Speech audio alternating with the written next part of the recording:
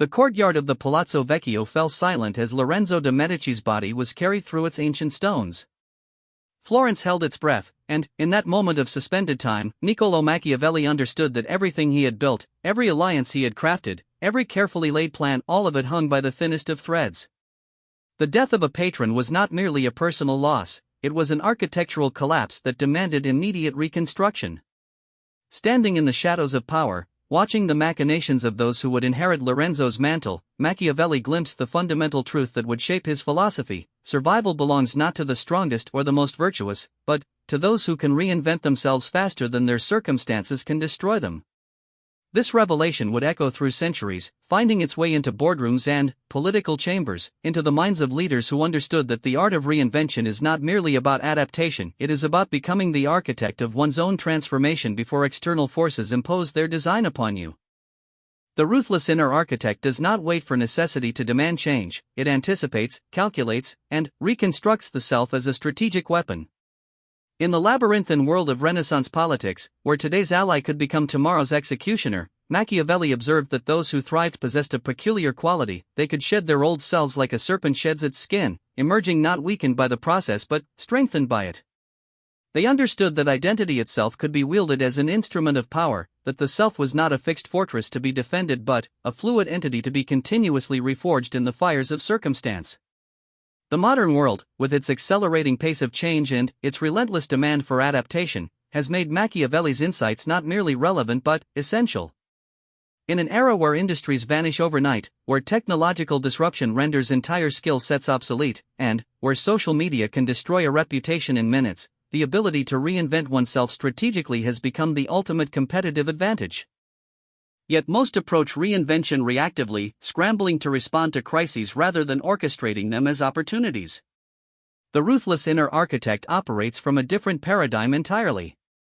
This figure understands that true strategic reinvention begins not with external circumstances but with an unflinching examination of one's own weaknesses, blind spots, and vulnerabilities.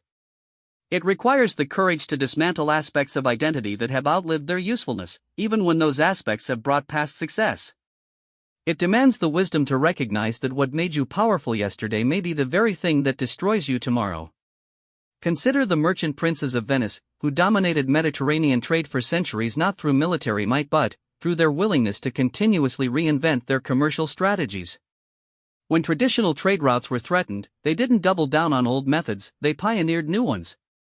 When their maritime dominance was challenged, they transformed themselves into bankers and financiers. Each reinvention was not a retreat but an advance into new territories of influence. This principle extends far beyond commerce into every realm of human endeavor.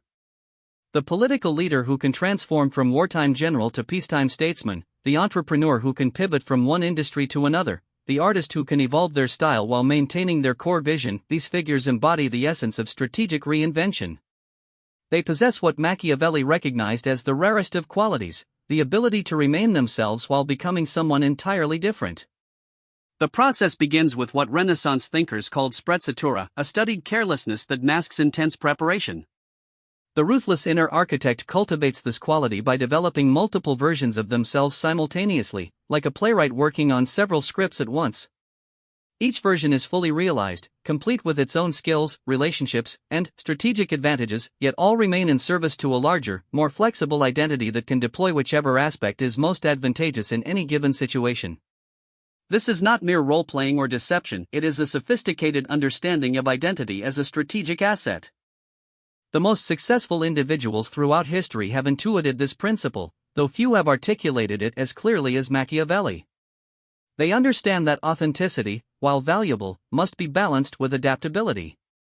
The self that refuses to change in the face of changing circumstances is not authentic, it is simply stubborn, and stubbornness in a dynamic world is a form of strategic suicide.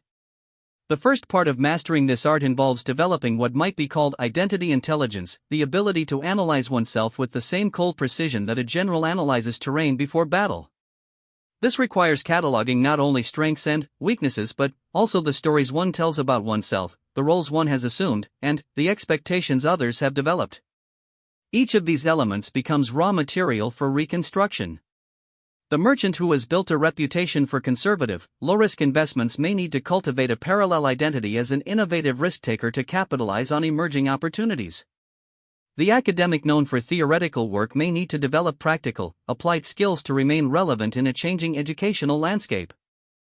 The executive celebrated for collaborative leadership may need to master authoritarian decision-making for crisis situations.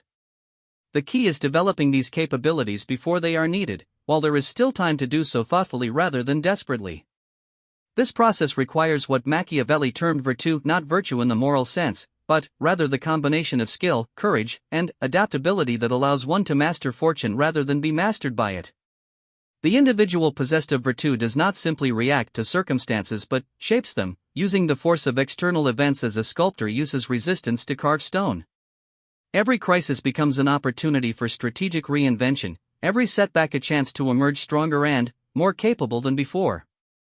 The art lies in timing and execution. Premature reinvention can appear inauthentic or opportunistic, while delayed reinvention may come too late to be effective. The ruthless inner architect develops an acute sensitivity to the rhythms of change, recognizing the early signals that indicate when transformation is necessary. They cultivate what intelligence analysts call weak signal detection, the ability to spot trends and shifts before they become obvious to others. This sensitivity extends to understanding the psychology of those around them. Successful reinvention requires not only changing oneself but managing how others perceive that change. The transformation must feel natural, even inevitable, rather than calculated. This requires a deep understanding of narrative construction, the ability to tell a story about one's evolution that makes sense to observers and helps them accept the new version of oneself.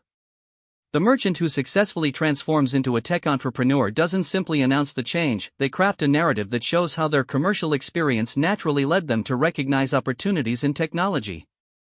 The academic who moves into consulting doesn't abandon their scholarly identity but reframes it as bringing rigorous analysis to practical problems. The transformation becomes not a rejection of the past self but an evolution of it. Yet this process demands a form of ruthlessness that many find uncomfortable. It requires the willingness to abandon aspects of identity that have become liabilities, even when those aspects feel central to one's sense of self. The politician who built a career on unwavering principles may need to learn strategic flexibility. The entrepreneur who succeeded through micromanagement may need to develop delegation skills. The artist who gained recognition for a particular style may need to evolve beyond it. This ruthlessness must be applied first and, most rigorously, to oneself. The inner architect that lacks the courage to demolish its own outdated structures will never successfully rebuild them. This means conducting regular audits of one's capabilities, relationships, and strategic position with the dispassionate eye of an enemy seeking weaknesses to exploit. It means asking uncomfortable questions. Which of my skills are becoming obsolete? Which of my relationships are no longer serving my interests? Which of my beliefs are preventing me from seeing new opportunities? The answers to these questions form the foundation for strategic reconstruction. But mere analysis is insufficient. The ruthless inner architect must be willing to act on these insights, even when doing so requires sacrificing comfort, familiarity, or short-term advantage for long-term strategic positioning. The workshop of Andrea del Verrocchio buzzed with creative tension as young Leonardo da Vinci labored over a painting that would change not only his own destiny but the trajectory of Renaissance art. Yet what made Leonardo extraordinary was not merely his artistic skill but his refusal to be confined by any single identity. He was simultaneously artist, inventor, engineer, anatomist, and philosopher, a living embodiment of strategic reinvention. When one pursuit reached its limits, he seamlessly flowed into another, each transformation building upon and enriching the others.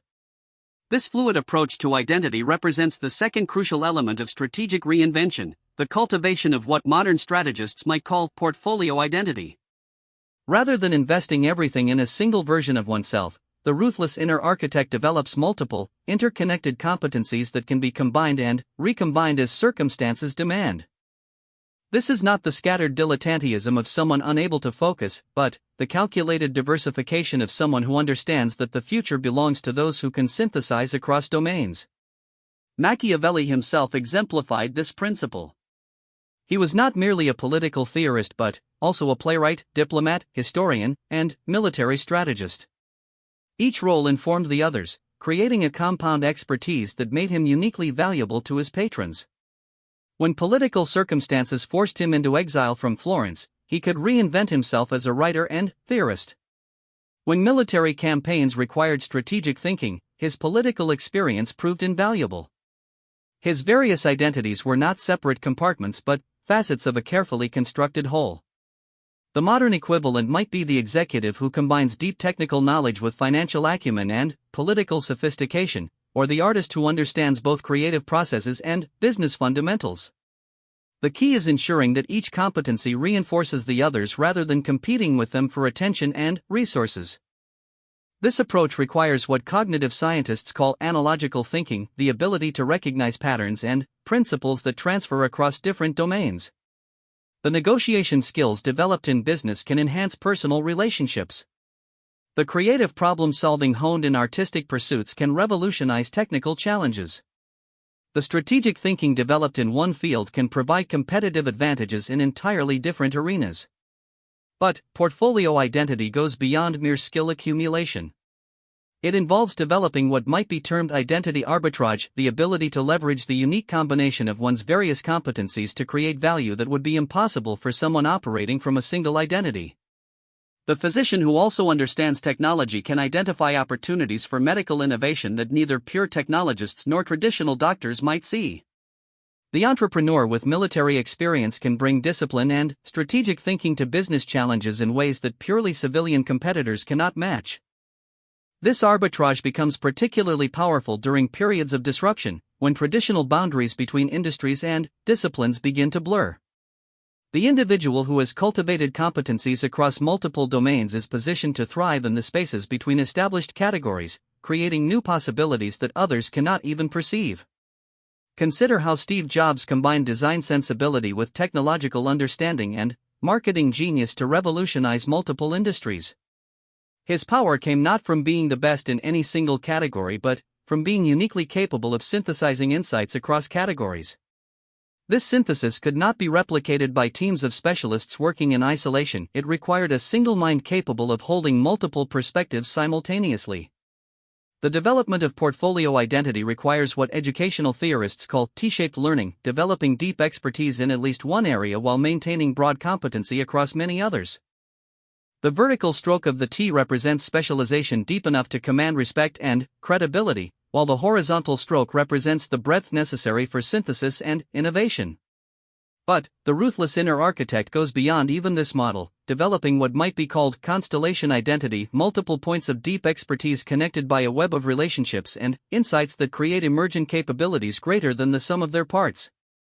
Each point of expertise becomes a star in a constellation that reveals new patterns and possibilities when viewed as a whole. The construction of such a constellation requires strategic patience and long-term thinking. Unlike reactive adaptation, which responds to immediate pressures, strategic reinvention involves anticipating future needs and beginning to develop relevant capabilities years before they become obviously necessary. This foresight separates the truly strategic from the merely tactical. The process begins with environmental scanning, continuously monitoring trends, disruptions, and emerging opportunities across multiple domains. The ruthless inner architect develops information gathering systems that extend far beyond their current area of focus, cultivating sources and perspectives that provide early warning of coming changes. This scanning must be paired with scenario planning, the ability to envision multiple possible futures and identify which capabilities would be valuable in each scenario. Rather than betting everything on a single predicted future, the strategic individual develops a portfolio of capabilities that would be valuable across a range of possible outcomes. The military strategist who sees the coming importance of cyber warfare begins developing technological skills long before they become critical to military success. The traditional media executive who anticipates the rise of digital platforms begins cultivating social media expertise and data analysis capabilities years before they become essential for industry survival. The academic who recognizes the increasing demand for practical application begins developing consulting skills while still maintaining scholarly credibility. This anticipatory development requires what psychologists call tolerance for ambiguity, the ability to invest time and energy in developing capabilities without knowing exactly when or how they will be used. It means maintaining multiple developmental tracks simultaneously, even when their ultimate value is uncertain. The ruthless inner architect becomes comfortable with this uncertainty because they understand that optionality itself is valuable. Having multiple developed capabilities creates strategic flexibility that becomes increasingly precious in an uncertain world. The individual who has cultivated only a single identity and skill set has created a single point of failure. If that identity becomes obsolete or circumstances change dramatically, they have no alternatives. But portfolio identity creation must be guided by what systems theorists call coherent diversification. The various competencies must be related in ways that create synergies rather than conflicts. Random skill accumulation creates confusion rather than strategic advantage. The key is identifying underlying principles or themes that can connect apparently disparate competencies into a coherent whole. The entrepreneur who develops expertise in both renewable energy and financial markets isn't randomly diversifying, they're positioning themselves to capitalize on the intersection of environmental necessity and capital flows. The artist who studies both traditional techniques and digital media isn't hedging their bets, they're preparing to synthesize old and new in ways that pure traditionalists or pure technologists cannot match. This synthesis becomes the source of unique value proposition. In a world where pure specialists compete primarily on technical competence, the individual who can operate across multiple domains creates value through connection and integration. They become the bridge between worlds that others cannot cross. The development process itself requires careful orchestration. Too much diversification too quickly creates superficial competencies that fail under pressure. Too little diversification leaves one vulnerable to disruption. The optimal approach involves what military strategists call sequential concentration, focusing intensively on developing one new competency at a time while maintaining existing capabilities. This sequential approach allows for what psychologists term deliberate practice, the focused, systematic development of expertise that distinguishes truly superior performers from mere enthusiasts. Each new competency is developed to a level of genuine proficiency before attention turns to the next area of development. The timing of these developmental sequences becomes crucial.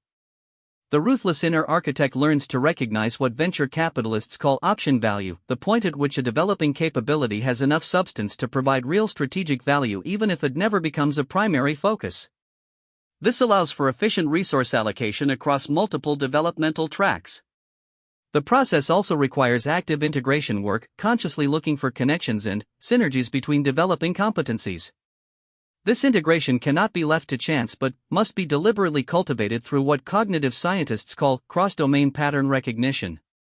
The individual actively seeks ways that insights from one domain can inform and enhance performance in others. Leonardo's anatomical studies enhanced his artistic ability to portray human forms realistically. His engineering knowledge informed his architectural designs. His artistic sensibility brought elegance to his mechanical inventions.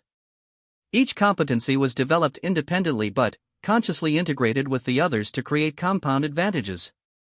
The modern equivalent might be the data scientist who consciously applies artistic principles to data visualization, making complex information more intuitively comprehensible.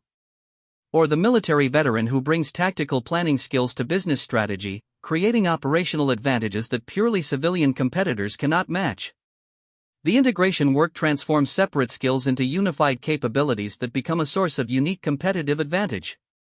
The great hall of the Borgias fell silent as Cesare entered, his presence transforming the very atmosphere of the room. Those who had known him as a cardinal struggled to reconcile their memories with the figure before them, a military commander whose strategic brilliance had already begun reshaping the political landscape of Italy. This was not merely a career change but a complete metamorphosis, executed with such precision and timing that it seemed inevitable rather than calculated.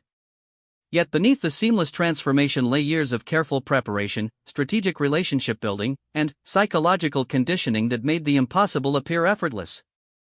Cesare Borgia represented the pinnacle of what Machiavelli called strategic timing, the ability to execute dramatic reinvention at exactly the moment when circumstances make such transformation not only possible but advantageous. This represents the third and most sophisticated element of the ruthless inner architect, the orchestration of reinvention as a strategic campaign rather than a desperate adaptation. The transformation from religious leader to military commander required Cesare to navigate complex webs of expectation, tradition, and political necessity. He could not simply announce his intention and expect acceptance. Instead, he had to create conditions that made his transformation appear natural, even inevitable. This required what intelligence operatives call perception management, carefully controlling how others interpreted his actions and intentions. The process began long before his formal transition, with subtle shifts in behavior and association that gradually prepared observers for his eventual transformation. His increasing interest in military matters while still serving as cardinal was initially seen as intellectual curiosity. His cultivation of relationships with military commanders appeared to be diplomatic engagement. His study of warfare and strategy seemed like scholarly pursuit. Each step was small enough to avoid triggering resistance while collectively preparing the ground for dramatic change. This gradual preparation exemplifies a crucial principle of strategic reinvention. The most successful transformations appear sudden to outside observers while actually representing the culmination of long periods of careful preparation. The overnight success that seems to come from nowhere typically reflects years of foundational work that remained invisible until the moment of emergence. The modern entrepreneur who appears to pivot effortlessly from one industry to another has typically spent years developing the relationships, skills, and market understanding necessary for the transition. The academic who successfully moves into consulting has usually been building practical experience and business networks long before making the formal change. The executive who transforms from operational leader to strategic visionary has been cultivating the conceptual frameworks and external perspectives necessary for the new role. This preparation involves what military strategists call battlefield preparation, creating the conditions necessary for success before beginning the actual campaign. The ruthless inner architect understands that reinvention cannot be accomplished through individual effort alone but requires the cooperation, or at least the acquiescence, of others who control access to opportunities and resources. This cooperation must be cultivated systematically rather than assumed. It requires deep understanding of the motivations, fears, and incentives of key stakeholders who will either support or resist the transformation. The cardinal seeking to become a military leader must convince religious authorities that his departure serves their interests, military commanders that his leadership would be valuable, and political leaders that his transformation creates opportunities rather than threats. Each stakeholder group requires a different narrative and different incentives. Religious authorities might be convinced by arguments about expanding church influence through military power. Military commanders might be attracted by the prospect of papal backing for their campaigns. Political leaders might see opportunities for new alliances and strategic advantages. The art lies in crafting these narratives in ways that feel authentic rather than manipulative. The most successful transformations create genuine win-win situations where the individual's reinvention actually does serve the interests of key stakeholders. This requires moving beyond simple persuasion to what systems theorists call value creation, finding ways that the proposed transformation generates new possibilities that benefit multiple parties. Cesare's transformation succeeded because it created real military and political value for the papal states while also serving his personal ambitions. His cardinal background provided unique advantages in military leadership, connections to church resources, understanding of diplomatic protocols, and credibility in negotiations that purely secular commanders lacked. His transformation wasn't just personal advancement but strategic innovation that created new forms of power. The modern equivalent might be the technologist who transforms into an educator, bringing cutting-edge industry knowledge to academic settings while gaining the intellectual freedom to pursue longer-term research interests. Or the military officer who becomes a business executive, bringing operational discipline to corporate environments while gaining access to resources and opportunities unavailable in military service. The transformation creates value for both the individual and their new environment. This value creation requires what economists call arbitrage thinking, the ability to identify situations where resources, capabilities, or knowledge can be more productively deployed in different contexts.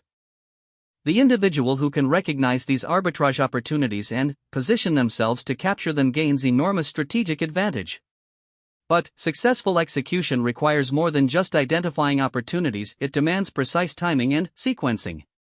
The ruthless inner architect must orchestrate multiple elements simultaneously, developing necessary capabilities, building required relationships, creating favorable conditions, and managing the perception of key stakeholders. The coordination of these elements cannot be left to chance but must be managed as a strategic campaign with clear objectives, milestones, and contingency plans. The timing element becomes particularly critical during what systems theorists call phase transitions, moments when existing systems become unstable and new configurations become possible. These transitions create windows of opportunity for dramatic reinvention that would be impossible under stable conditions. The individual who can recognize and capitalize on these windows gains advantages that cannot be replicated during normal periods. Sassari's transformation succeeded partly because it occurred during a period of political instability that made traditional categories and expectations more fluid. The breakdown of established power structures created space for new forms of leadership that combined previously separate domains. His timing was not accidental but reflected careful observation of systemic conditions and strategic patience in waiting for optimal moments. The modern entrepreneur who successfully reinvents their company often does so during periods of industry disruption when customer expectations are shifting and competitive boundaries are blurring. The academic who transitions into policy work often does so during periods when expertise demands exceed traditional academic boundaries. The executive who transforms from operational to strategic roles often does so during periods of organizational change when new forms of leadership become necessary. Recognizing these windows requires developing what intelligence analysts call weak signal detection, the ability to identify early indicators of systemic change before they become obvious to others. This involves monitoring multiple streams of information across diverse domains and looking for patterns that suggest impending transitions.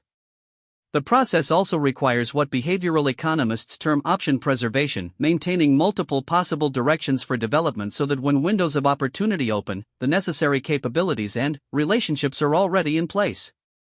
This means investing in relationships and capabilities that may not have immediate payoff but could become crucial during future transitions. The ruthless inner architect becomes skilled at what venture capitalists call portfolio management, simultaneously developing multiple potential transformations while remaining ready to concentrate resources on whichever opportunity proves most promising. This requires a sophisticated understanding of resource allocation and risk management that goes far beyond simple career planning. The execution phase of strategic reinvention requires what special operations forces call mission command, the ability to maintain overall strategic direction while adapting tactics to changing circumstances in real time. No transformation unfolds exactly as planned, and the ability to adjust while maintaining core objectives becomes crucial for success. This adaptability must be balanced with what psychologists call commitment consistency, maintaining credibility by following through on stated intentions even when circumstances make doing so difficult. The individual who constantly changes direction in response to every new development loses the trust and support necessary for successful reinvention. The balance between adaptability and consistency requires what philosophers call practical wisdom, the ability to distinguish between essential elements that must be maintained and tactical details that can be modified. The core identity transformation must remain consistent while the methods for achieving it can be adjusted as needed. Cesare maintained his fundamental transformation from religious to military leader while adjusting his specific campaigns and alliances as political circumstances changed. His strategic identity remained consistent even as his tactical approaches evolved. This consistency allowed others to understand and support his transformation while his tactical flexibility allowed him to succeed despite changing conditions. The completion of strategic reinvention involves what anthropologists call identity consolidation, the process of stabilizing the new identity and integrating it with past experience in ways that create coherent narrative continuity. The transformation must ultimately make sense not just strategically but psychologically, both to the individual and to others who must interact with the transformed identity. This consolidation cannot simply erase the past but must reframe it in ways that support the new identity. The cardinal who became a military leader could not pretend his religious background never existed, but he could reframe it as providing unique advantages in his new role. The past becomes not a burden to be hidden but an asset to be leveraged. The successful integration of old and new identities creates what psychologists call narrative coherence, a life story that makes sense across different phases and contexts. This coherence provides psychological stability for the individual while making the transformation comprehensible and acceptable to others.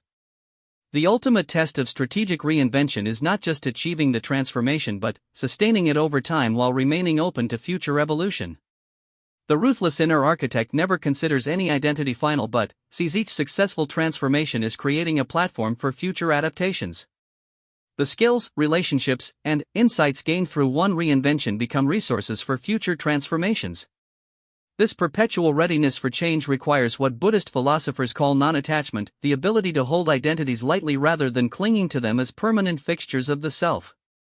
The individual who becomes too attached to any single version of themselves loses the flexibility necessary for continued adaptation in a changing world. Yet this non-attachment must be balanced with what existentialist philosophers call authenticity, maintaining some core sense of self that provides continuity across transformations. The ruthless inner architect is not a chameleon that simply adapts to surroundings but a strategic entity that maintains essential character while continuously evolving its expression. The mastery of strategic reinvention ultimately represents a form of personal sovereignty, the ability to shape one's own destiny rather than being shaped by external circumstances. It transforms the individual from a victim of change into an agent of change, from someone who reacts to events into someone who creates events. This sovereignty extends beyond personal advantage to contribute to collective adaptation and innovation.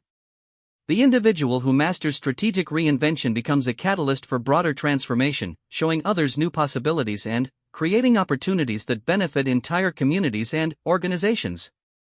The legacy of figures like Cesare Borgia and the principles observed by Machiavelli continue to resonate because they illuminate fundamental truths about human adaptability and strategic thinking that transcend their specific historical contexts.